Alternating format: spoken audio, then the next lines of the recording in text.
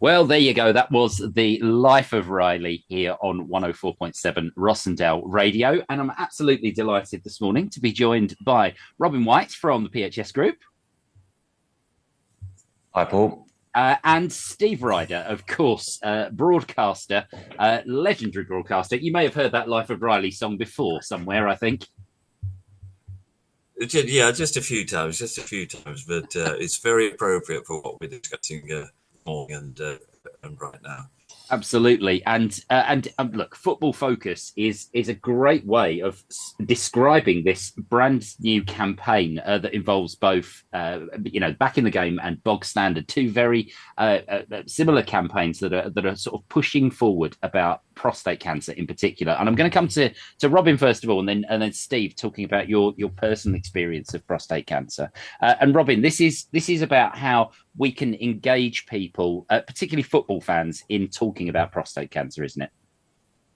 It really is, Paul. And we've been delighted to team up with, team clubs like Manchester United and Portsmouth to help men get back in the game. Because research that we've recently commissioned with Prostate Cancer UK just show that men who've been experiencing prostate cancer treatment are nervous and apprehensive about leaving the home and going to the things that they love doing most, watching football. And when you look at 1 in 8 men and if you're black or your father or brother have had prostate cancer, you're more likely to get it. It's quite a sobering stat, and 2/3 of those are likely to suffer some form of urinary incontinence after treatment. So we're delighted to start this national conversation and how we can help men get back in the game.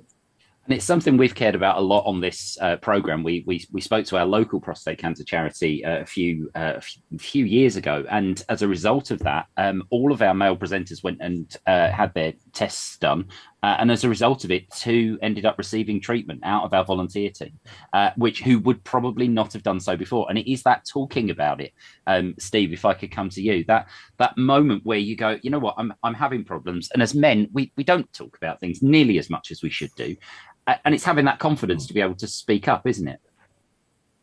Yeah, and also the alarming thing, which was my experience, which is the message that I'm trying to get across, is you don't have to wait until you start feeling that you're getting problems, because this is in some cases a silent condition, no symptoms whatsoever. My own case was that I hadn't had a PSA test. I had a routine medical, of which a PSA was just one component of that.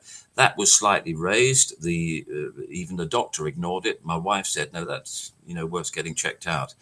And within the space of about 6 weeks, I was being operated on because the prostate cancer was so advanced, with no symptoms whatsoever, no warning signs, no, going up for a pee every 2 hours during the course of absolutely nothing.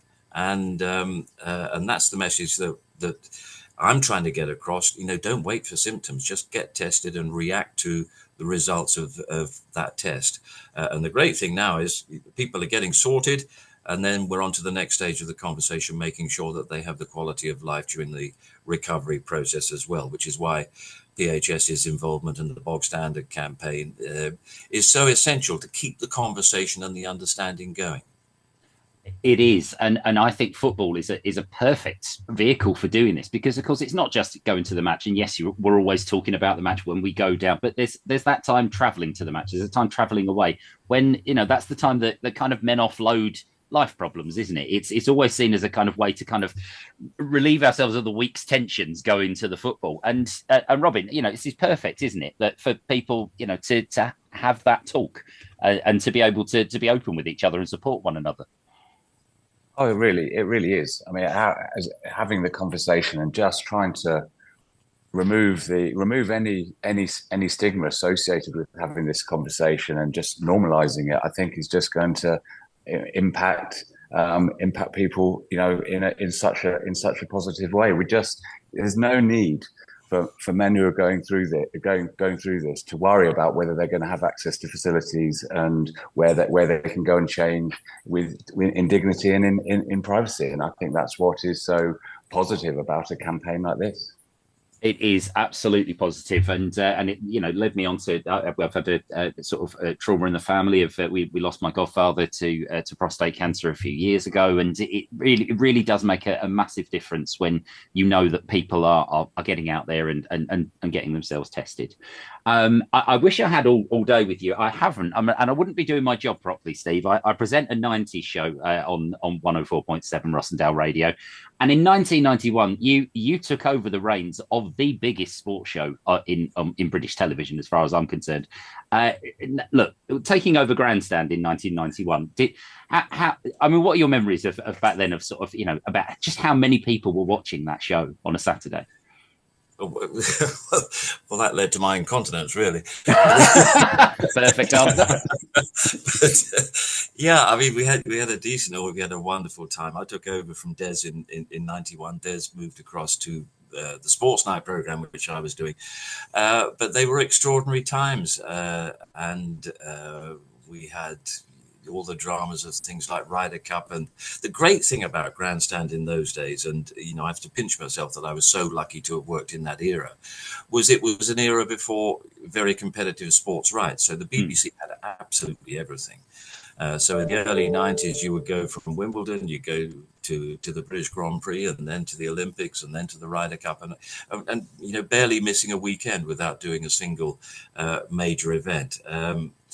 The world has changed, and the opportunities that I had don't really exist anymore. But they were great times, and our biggest audience, and you'll never guess what it was for. Our biggest audience was 26 million.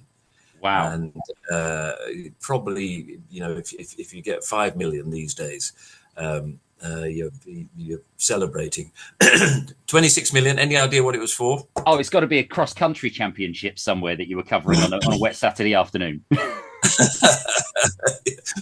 banger racing at Chelmsford or something like that. No, Torvill and Dean at the Olympics. Of course, Sarajevo, 84.